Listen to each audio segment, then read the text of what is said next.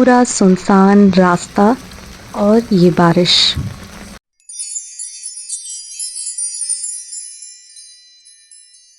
रात के 9 बजे ही अचानक से कॉल आया हॉस्पिटल से। नर्स के फ़ोन से मम्मी कॉल करके बोली कि अभी ओटी में ले जाएंगे, तुम लोग जल्दी से आ जाओ।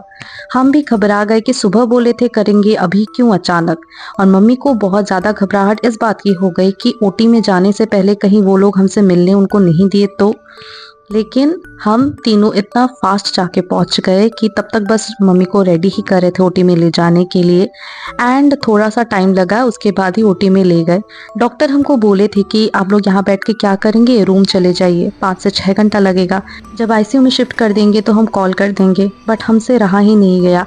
हम घर गए तो थे, लेकिन खाना खाने के बाद 1 बजे ही फिर वापस आके यहीं पे बैठ गए।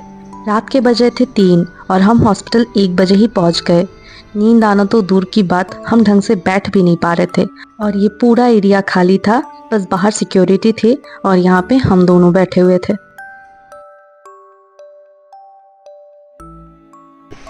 मम्मा की सर्जरी हो गई है, अच्छे से हो गई है। अभी तो आईसीयू में शिफ्ट किया है, अभी आईसीयू में ही है। और अभी सेंस आने में भी थोड़ा टाइम लगेगा। तो हम मिल के आए, जब शिफ्ट किया था तब हम मिल के आए। अब नेक्स्ट जब सेंस आएगा तो वो लोग कॉल करेंगे, हम तब जाएंगे मिलने के लिए। आई होप सब कुछ अच्छे से हो जाए, सब कुछ अच्छा रहे।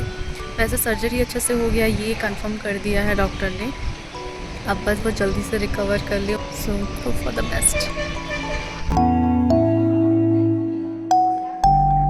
3 दिन के बाद मम्मी को कैबिन में शिफ्ट किया और मम्मी के साथ मैं रात भर रुकने वाली थी।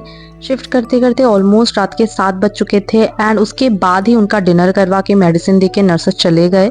जीजू मेरा खाना लेके आए थे, जो मिष्टी बना के रूम से भेजी थी, तो मैं वही खा के बस सोने वाली थी। Hi everyone, hope you guys are doing well. Mummy की सर्जरी हो गई है अच्छे से, भगवान की कृपा से अच्छे से हो गई है सर्जरी। और पर आज 6 दिन हो गया है, मम्मी आईसीयू में ही है। एक्चुअली पोस्ट सर्जरी बहुत ज़्यादा कॉम्प्लिकेशंस होता है, सुनते हैं ऐसा। बट खैर सब कुछ अभी नॉर्मल ही है। वार्ड में 1 दिन के लिए शिफ्ट किया था, लेकिन थोड़ा कुछ प्रॉब्लम हो जाने की वजह से फिर से आईसीयू में शिफ्ट करना पड़ा। एंड अभी फ़िलहाल सब कुछ ऑब्जर्वेशन में ही रखा हुआ है, सब कुछ स्टेबल करके रखा है। डॉक्टर ने इंजेक्शन वगैरह दे के, बस यही प्रे कर रहे हैं कि वो जल्दी से रिकवरी कर जाए, वो जल्दी से अच्छी हो जाए और ये हम वापस घर चले। अब और अच्छा नहीं लगता है। अभी तो फ़िलहाल टेंशन में ही दिन बीत रहे हैं, क्योंकि आईसीयू में ऐसा है कि एक ही बार दिन में सुबह हम लोग मिल सकते हैं 1 घंटे के लिए। उसके बाद से ना मिल सकते हैं, ना कोई कॉल करके खबर पूछ सकते हैं, ना कोई खबर दे सकता है, देता है एक्चुअली। तो होता है ऐसा है कि एक दिन हम लोग जाकर सुबह मिले तो अगले 24 घंटे के बाद हम जाके मिल सकते हैं। तो वो 24 घंटा जो टेंशन में बीतता है वो बहुत ही लंबा टाइम रहता है, ऐसा लगता है हम लोगों के लिए। वैसे ये संतुष्टि रहती है कि आईसीयू में है, सब कुछ ऑब्जर्वेशन में है, डॉक्टर के सामने रहते हैं, तो कोई वो ज़्यादा प्रॉब्लम की बात नहीं है।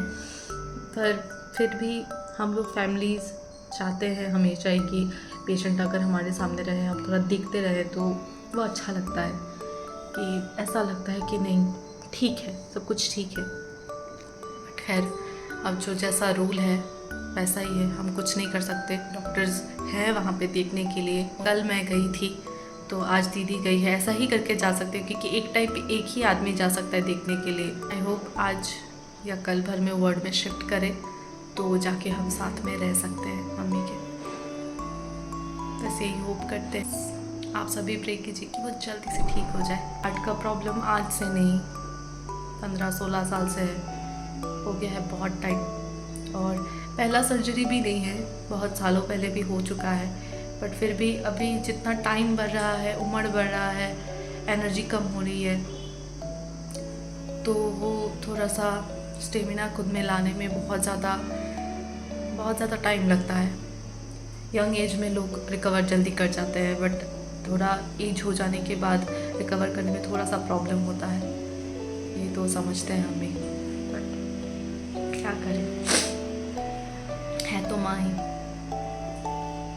टेंशन लगी रहती है। कोई भी बच्चा कभी भी अपनी माँ को कभी, इनफैक्ट सोते हुए भी कभी नहीं देखता है, क्योंकि बच्चे के उठने से पहले माँ उठती है और बच्चे के सोने के बाद माँ सोती है, तो बच्चा कभी माँ को सोते हुए दिखता ही नहीं है। हमेशा काम करती रहे, दौड़ती रहे, भागती रहे, डांटती रहे, चलता है, बट ऐसे दिखना बहुत ज़्यादा मुश्किल होता है।